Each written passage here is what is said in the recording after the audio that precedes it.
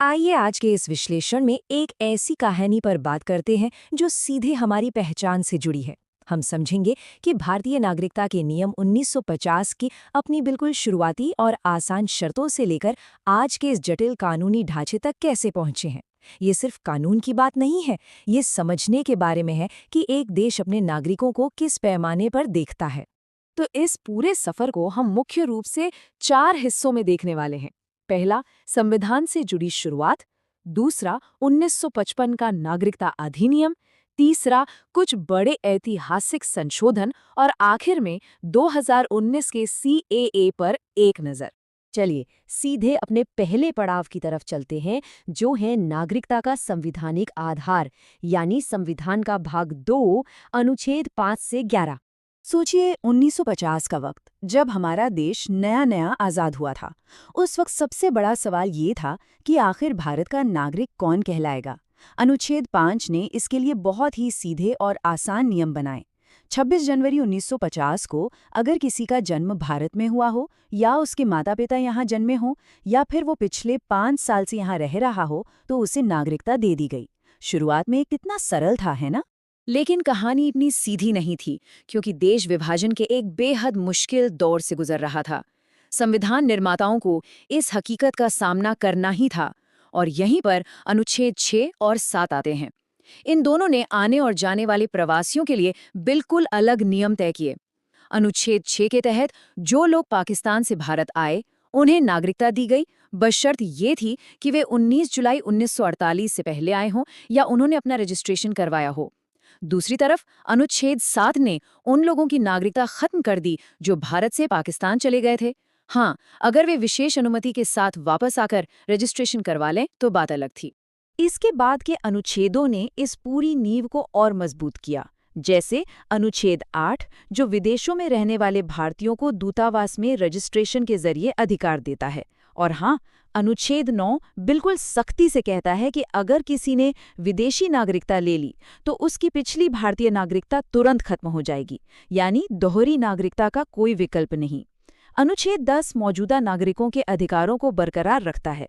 पर यहाँ सबसे दिलचस्प है अनुच्छेद 11, जिसने संसद को आने वाले वक्त में नागरिकता कानून बनाने की पूरी और आखिरी ताकत दे दी। वैसे इन भारी भरकम कानूनी बातों को आसानी से याद रखने का एक बड़ा ही मजेदार तरीका इस सोर्स मटेरियल में दिया गया है। इसे ट्रिक P4 कहते हैं। P1 का मतलब है परमानेंट या स्थायी नागरिकता, जो अनुच्छेद 5 में है। P2 यानी जो पाकिस्तान से भारत आए, अनुच्छेद 6। P3 हुआ पार्ट टाइम पाकिस्तान, जो गए और वापस आ गए, अनुच्छेद 7। और P4 का मतलब है परदेसी, यानी विदेश में रहने वाले भारतीय, जो अनुच्छेद 8 में आते हैं। ये याद रखने का काफी स्मार्ट तरीका है। चलिए अब इस नींव के बनने के बाद हम अपने दूसरे हिस्से पर आते हैं, नागरिकता अधिनियम 1955, जिसने इस पूरे ढांचे को असल आकार दिया। संसद ने उसी अनुच्छेद 11 वाली अपनी ताकत का इस्तेमाल किया और ये ऐतिहासिक अधिनियम बनाया। संविधान ने तो बस शुरुआती नियम दिए थे, पर इस कानून ने वो ठोस ढांचा तैयार किया जो आज भी काम कर रहा है। इसमें नागरिकता पाने के 5 तरीके तय किए गए, या तो जन्म से या वंश से, रजिस्ट्रेशन के जरिए, नेचुरलाइजेशन यानी देशीयकरण के द्वारा, और आखिरी तरीका था किसी नए क्षेत्र के भारत में मिलने पर।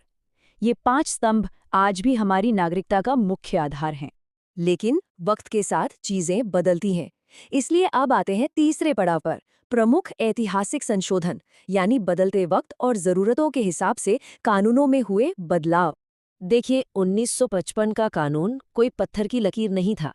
जैसे जैसे देश के हालात बदले, दुनिया बदली, सुरक्षा और माइग्रेशन के नए मसले सामने आए, कानून को भी बदलना पड़ा। 3 दशकों में 6 बड़े और अहम संशोधन हुए: 1986, 1992, 2003, 2005, 2015 और 2019 में।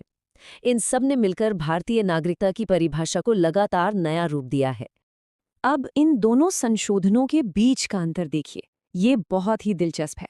1986 ने नियमों को थोड़ा सख्त कर दिया। अब सिर्फ भारत में पैदा होना ही काफी नहीं था, माता या पिता में से किसी एक का भारतीय होना जरूरी हो गया। दूसरी तरफ 1992 का संशोधन थोड़ा अलग था। इसने अधिकारों को बड़ा किया।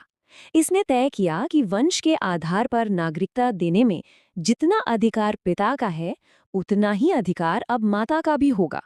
एक ने नियम कसे तो दूसरे ने बराबरी दी। फिर आता है 2003 का साल, जो पूरी तरह से राष्ट्रीय सुरक्षा पर केंद्रित था। ये संशोधन इसलिए अहम है क्योंकि इसने पहली बार अवैध प्रवासी या इलीगल माइग्रेंट की कानूनी परिभाषा तय की। जन्म से नागरिकता के नियम को और भी सख्त कर दिया गया। अब शर्त थी कि माता पिता में से एक भारतीय हो और दूसरा अवैध प्रवासी बिल्कुल ना हो। और इसी वक्त नेशनल रजिस्टर ऑफ सिटीजन्स, जिसे एनआरसी कहते हैं, उसका प्रावधान भी लाया गया। थोड़ा आगे बढ़ें तो 2005 और 2015 के बदलाव का फोकस ग्लोबल दुनिया पर था। 2005 में ओवरसीज सिटीजन ऑफ इंडिया यानी ओसीआई की व्यवस्था लाई गई और फिर 2015 में पीआईओ और ओसीआई दोनों कैटेगरी को मिलाकर एक सिंगल ओसीआई कार्ड बना दिया गया।